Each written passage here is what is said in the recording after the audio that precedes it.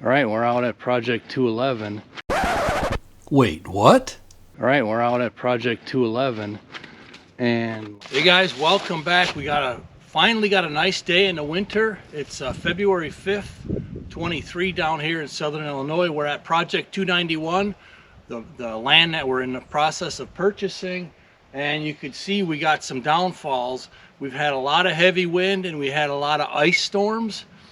Good thing I brought the chainsaw because a lot of these are over the road and we haven't even gone but 50 yards so far. Anyways, join us for some fresh air as we continue to explore this 300 acres, give or take. It's a big area. Hopefully we'll find something new, so let's go.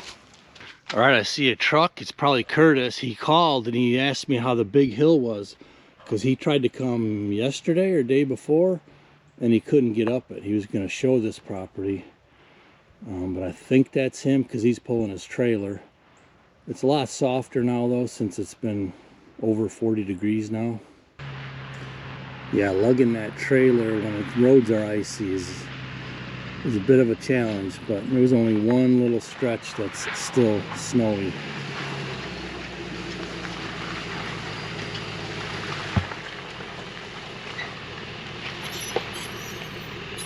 All right, we made it.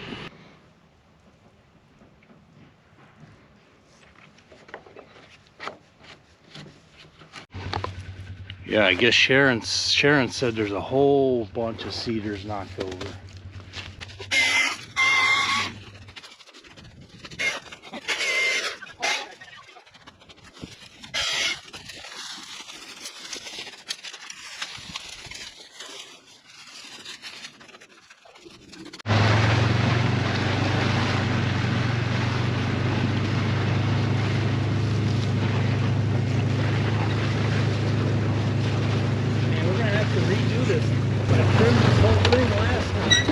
Trees down. Golly. The good old ice storm. Where'd Sheridan take off to? I don't know. Oh, wait, what? Hey, let me grab these quick. Vines. Remember I need more grapevines. Remember last time you wouldn't let me take any? Yes, I remember. Well, this time. Well, that's where she went. She was getting grapevines. I didn't get very far. I don't step on them, those are good ones. Okay, well, she's got her fishing magnet for that well, so I'm looking forward to that. I didn't get too far. All right, well, I'll start cutting here. Okay, well, I'm almost done. Hang on.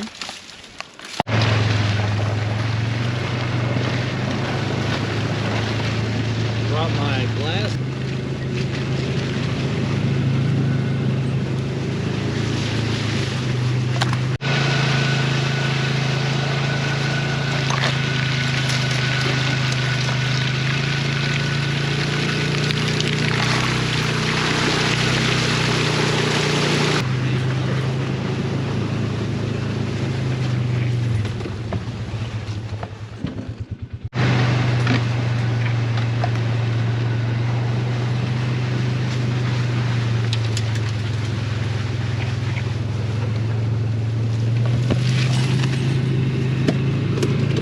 That's like the 20th down. Oh, there's another big one. Look at that.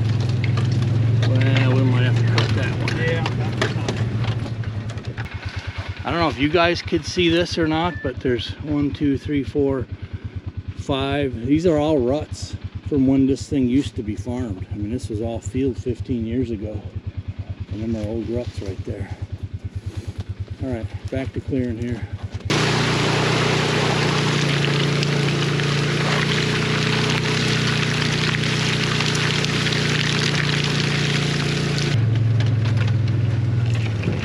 Push her down, baby. Oh, you got another one.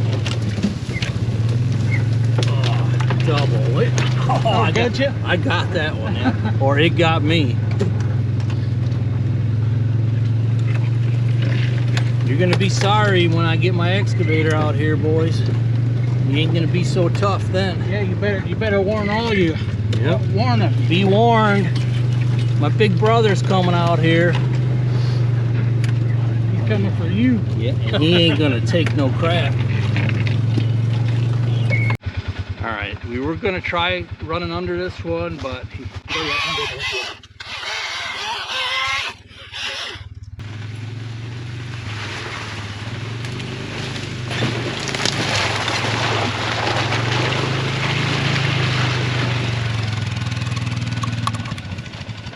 right, one of the hazards here. This was another downed cedar, and we got us a locust tree. All right, look at these thorns. That ain't no joke. I mean, I got my glasses on, but man, you get whacked with one of them. What did it feel like when you stepped through one or two? Yeah, didn't feel very good. It went up. I went right up through my rubber boot and went into my foot about half an inch. Oh man. And out hunting, both times I was out hunting, and yeah, it was sore for a good week or so. Okay. Well, at least we got this one cleared for the moment. So Curtis and I spent way too much time just getting back here. We ain't even all the way to the back. We got a long way to go, but we're quitting the branch cutting. But you know, just a tip for you non-landowners who want to buy land, you could see how important just a simple road is. And if you had to do this with a chainsaw all the time, yeah, it can be done, but it's hard work. So we hit the hardwoods. We're gonna go for a hike now and start exploring. And remember you were talking about the thorns? Yeah, he got one right in his hand. One in the hand. Ouchie. All right, we can relax a little now.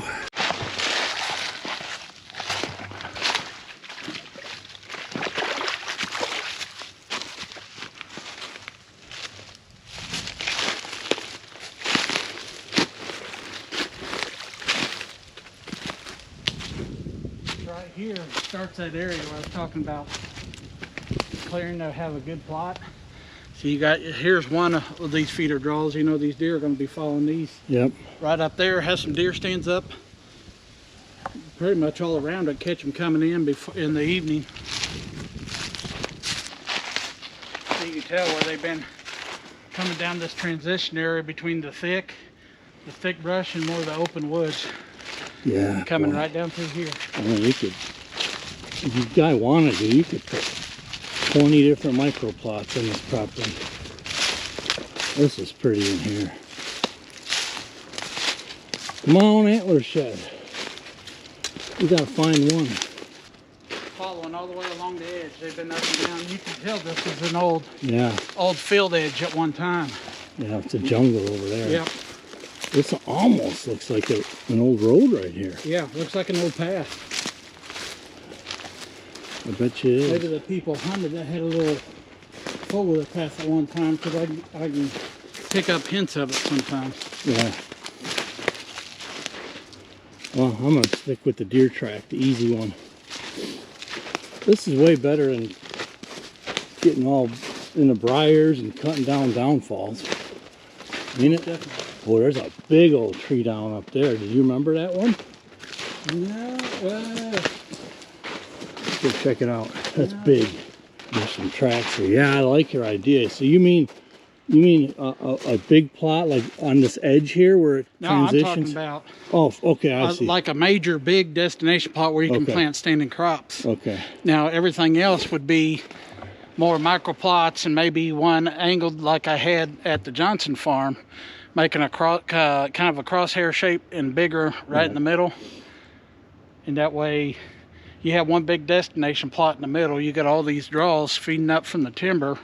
You got a natural edge anyway. If it turns out once we eventually get in there, see how the terrain is. Right. I mean, just think of having, it's going to be a lot of work, but just think of having that kind of food in this area. Oh gosh, yeah. That's all timber. That would be crazy. Wow, it looks like it goes up way steep over there. Is that a hill, or is that just like the sun's? That's a little hill. And if a guy, let's say a guy did doze everything out there, line the edge with a 20-yard wide strip of switchgrass around the edge. I like your idea. We already got the cover. Yeah. Might as well leave 30 yards of it. We got plenty of room to do this stuff. A little buffer, because yeah, a guy could put one tower blind, let's say in the field, but probably in the evening he'd be better off hunting back in here where the bucks are hanging up before they get into the open.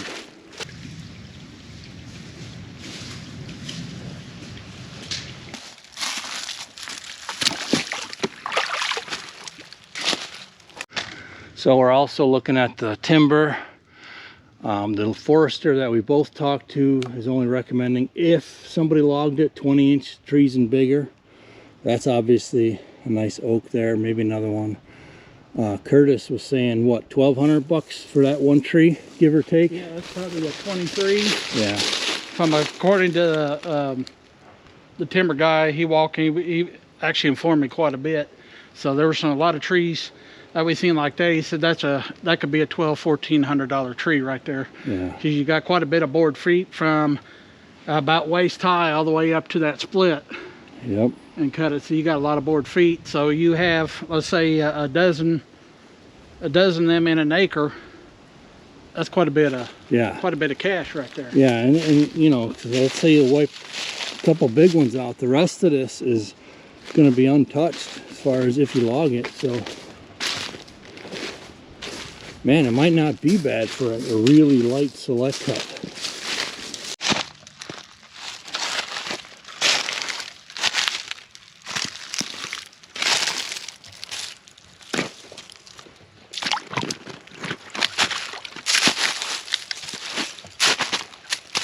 See if I can see yours here.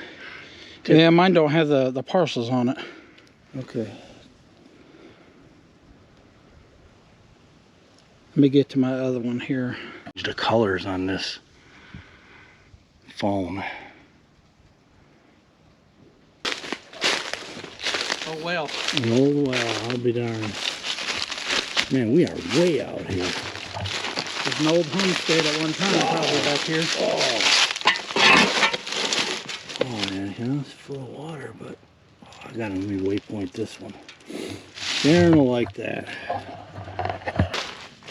Really pretty back in here. All right, I'm not sure if you guys could see it or not, but this is a flat, pretty flat anyways, bench. And then right past Curtis, about 20-30 feet, it just drops off. And it goes way down, I mean way down there to probably a creek. Obviously that's usually at the bottom. This hill ain't all that steep right here, surprisingly. That's kind of neat. So the red dot is my current location. You could see I'm at the very top of this ridge looking down on a beautiful, beautiful creek down there. I'm not going to hike all the way down because I'm pretty wore out from cutting all them down trees to get back here, but it's on my hit list to go down. This is a different area than the last time when I walked down and met those neighboring people. So this bench here, this is close to the Shawnee, so this entire west border, it's very remote, so it's not easy to get to. Where like if you got private here, you could build a road all the way, take a four-wheeler and then just walk right into the Shawnee. You know, you could have 10 or 12 bonus stands if you wanted, spread out all over the place in the Shawnee, and really expand your hunting. I mean, it's a double-edged sword because sometimes if it's an easy access, you'll get, you know, hunting pressure, but if it's very, very remote and guys got to hike a long way up rock hills and that, it's very much less likely you'll have any pressure. Two piles of stones somebody did right there and right there, out in the middle of nowhere. Okay. Huh. We gotta go up there and look at this rub. I see a rub on a cedar about like that. All right. Find me a shed, man. I got my glasses on, but I'm looking. still no luck. Yeah, me too.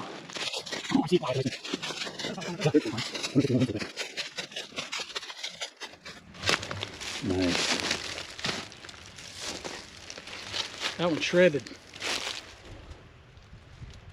Yep. All right, we're up here. I wanted to take a look at, there's a flat shelf right here. We're working our way kind of towards the north now. Really flat, steep ridge right here.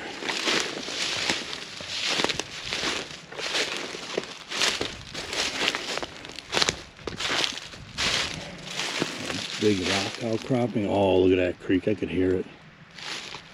Little waterfalls. Yep. I mean, a guy could walk down this if you really were motivated.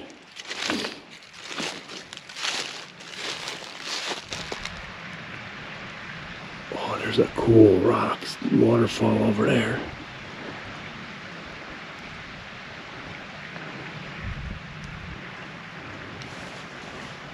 So we're at the northwest corner of the property, which I wanted to see. That creek is all on this property, and then it's all Shawnee beyond that. I wanted to go down there, but since we ended up cutting a whole bunch of trees, my back is a little toast, but that's all on our property, this creek down here. One of these days I'll hike down there again. See where it's snow coated, and tell the deer been coming up and down. Yep. All right, now we're walking east along the top.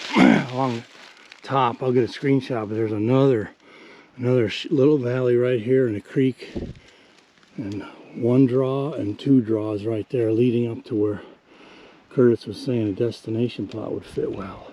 A lot of very good terrain on here though. Okay, this is a huge valley right here. I don't know if you could see the terrain changes, but it is huge. We're probably not even halfway across the north part of the property. Let me get you a screenshot here. All right, we're gonna split up. Curtis is gonna go on that, just the very inside of the old field that's overgrown, and I'm gonna go check out this creek. It's not the big one, but it's a feeder creek, and it's a little easier to get to. And I'm also looking at the trees here, you know, like okay, how many 20-inch trees are here for a select cut. So let's get down there and get some creek footage.